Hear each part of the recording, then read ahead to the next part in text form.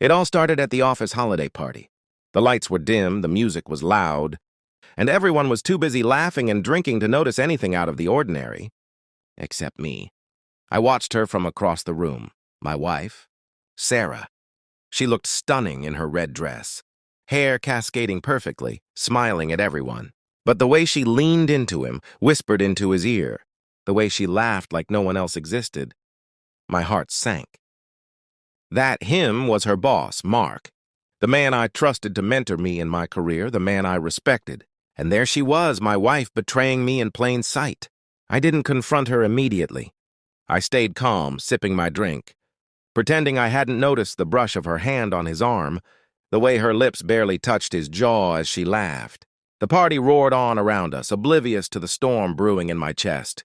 I remembered our conversations, the promises she made, the late nights she claimed were work, the I love you whispered in my ear that now sounded like a lie.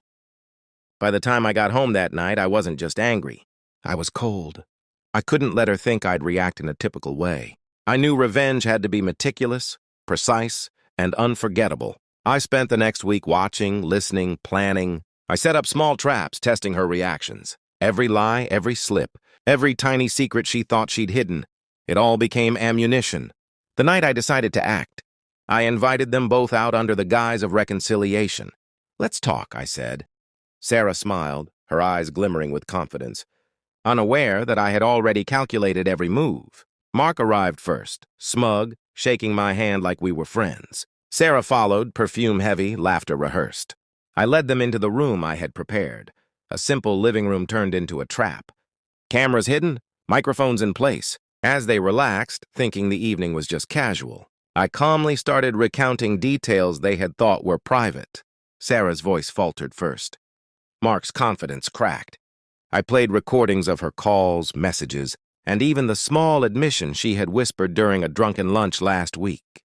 I watched as the realization hit them, the betrayal, the exposure, the humiliation. They looked at me, stunned, disbelief on their faces. "You think you're clever," I said, my voice quiet but deadly. "But you left your trail everywhere." Sarah's face went pale. "Muzamil, you can't—" "Shh," I interrupted, letting the tension hang like a guillotine. "It's too late for apologies."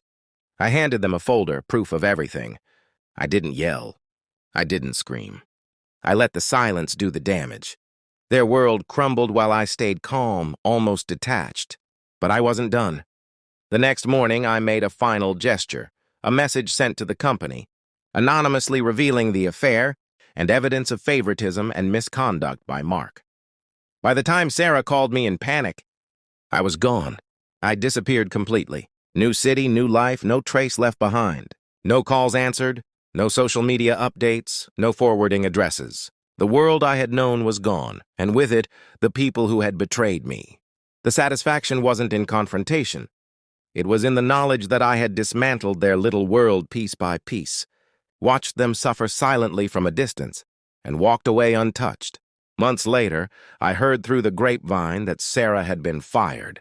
Mark under investigation, both ostracized by colleagues. I didn't gloat. I didn't return. I didn't need to. Justice had been served in its most satisfying form, quiet, complete, and absolute. Some say revenge consumes the avenger, but I didn't let it. I let it refine me, make me stronger, make me untouchable. And somewhere deep down, when I finally looked at my reflection in my new life, I smiled, not for them, not for what they lost, but for the freedom I gained.